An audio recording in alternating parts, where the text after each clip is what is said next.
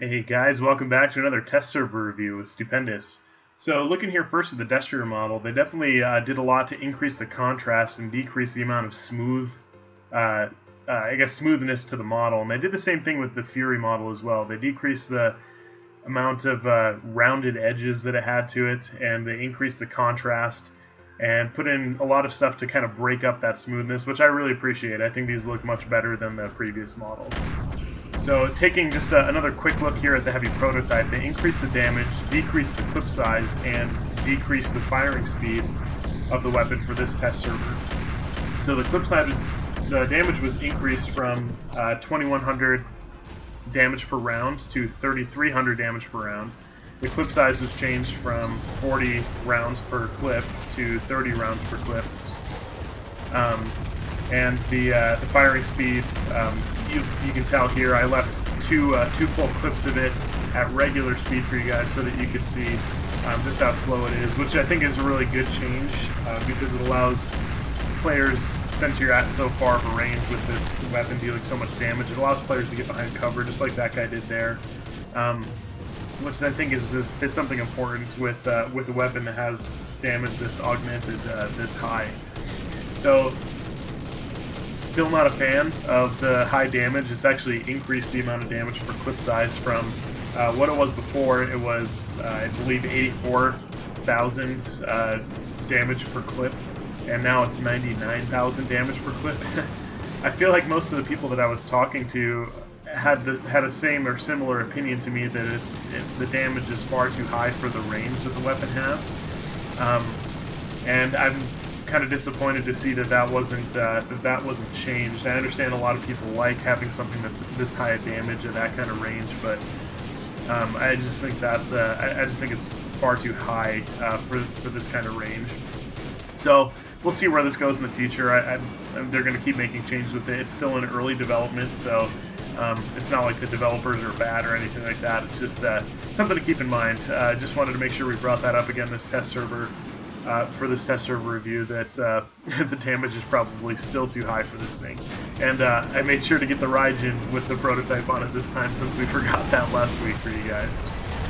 So the next thing we're going to take a look at is, at the same time, I'm going to use this Griffin to push their side beacon over here so I can get next to their spawn, and then my team can start spawning in there.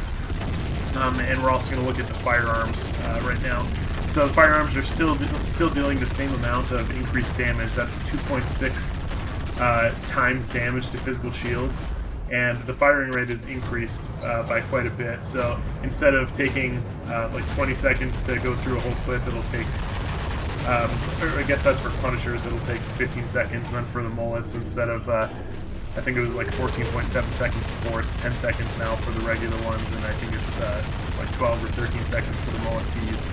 Which is really good. That allows them to get their damage in, even at higher level play, because you usually see plasma and organs and stuff like that, stuff that deals a lot of DPS at higher level play, so you can get your damage in really quickly and that kind of thing. So that's why firearms weren't being used before, is they took way too long to be able to do anything. But I'm really excited. I'd love to be able to run this exact setup on the live servers on my personal account. It's a really great counter to Furies that are running like Tridents and Zeus and stuff like that. So you see here I was able to grab the beacon, and I was able to use that new feature that they added there to select which beacon I wanted to drop in at. So I started again at the same spot that I just died at. And so this other Lancelot was not here before. Otherwise this would have been a little bit better of a spawn raid. You see that Fujin come around to the side of me, a really smart play there. So he's not only getting out of my line of sight, but he's moving over to the side to be able to chip into me without hitting my shields at all. So again, I'm doing the same thing here. I'm using this Griffin to suppress as I'm moving over there. No one likes to stand in the bullet spray, so you see him moving over to the side there. And I'm just kind of making my way over to the side beacon, seeing what they're going to do. And once I take that side beacon, I'm going to be able to easily access their spawn and hold the side beacon, because you can just respawn there again. So this is another one I'm really hoping for your thoughts on. If you guys could just drop comments below, let me know what you think about the new spawning system. personally, I think it's a lot of fun. I also think it's too game-changing just to be taken lightly. It really changes the entire way that the game is played. I think it's something that maybe... I was talking to a couple of you guys over the weekend on Facebook chat. We were talking about maybe adding it in as something that is a separate game mode. So like everything else is the same except you're able to spawn in on beacons and stuff. I just feel like it'd be nice to have like a classic game mode and then like this game mode and that kind of thing. So I just feel like probably the biggest issue with it is that you're going to end up with too many games where, because we all have games where we end up with players that aren't very experienced or who aren't playing very well. So I feel like it's just going to add to losses that just happen a lot faster for players when you're playing solo. So I feel like maybe it's something that ought to be added as another game mode and not necessarily as the standard for how the game is always played. So, but please drop some comments below or send me a message on Facebook or comment on my page. Let me know what you guys think about it. Let me know if you think it's something that ought to be changed. And you see there with the aphids, just a tip, like make sure you're leading people with them. Because it's not quite like the spirals where it'll chase the bot wherever it is, whether it's jumping or running or whatever. You got to make sure that you're leading people with the aphids. So you see here I'm checking out different beacons, and you're able to look around. You can pan around, which I was showing in the last little clip too. When you get to that beacon, you can look around and see what's happening.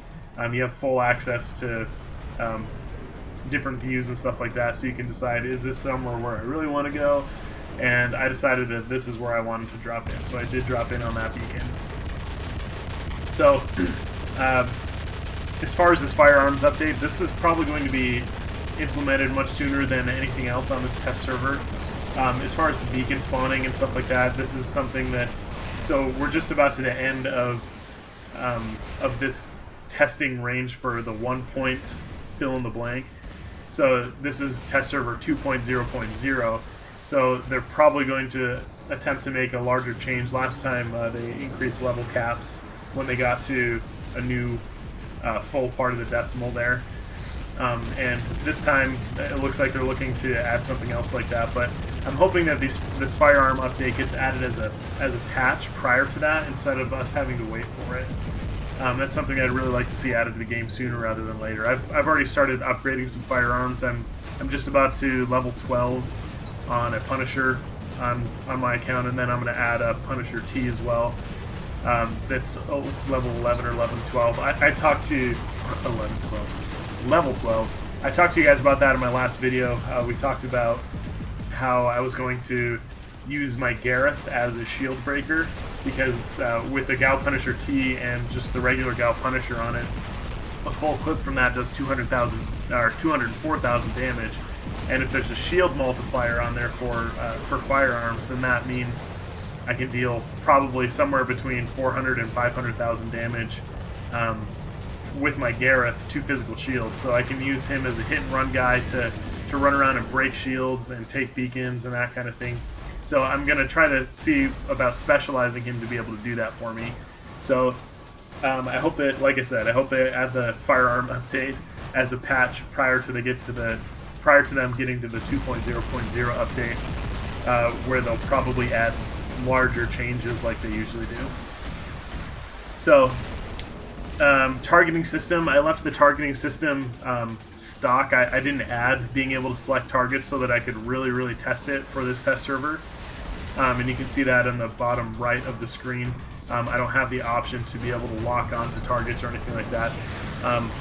So in not having that feature, I actually really like the changes that they made to the targeting system. A lot of people were complaining about it, like especially on larger maps where you're, maybe sniping and stuff like that. But sniping is the exception to the game. You can't win a game by just sniping. Like if you had an entire team of snipers, like you'd be able to suppress quite a bit. But that's not how a game is won if you're just standing there and shooting. So I feel like with the revised targeting system, it caters to the majority of how people should be playing and what they should be playing.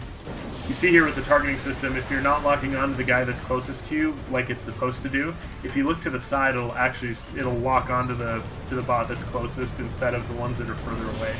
So if that was happening just like it was prior to me locking onto this Raijin, the clip prior to this one, that's something you guys need to keep in mind when using the targeting system.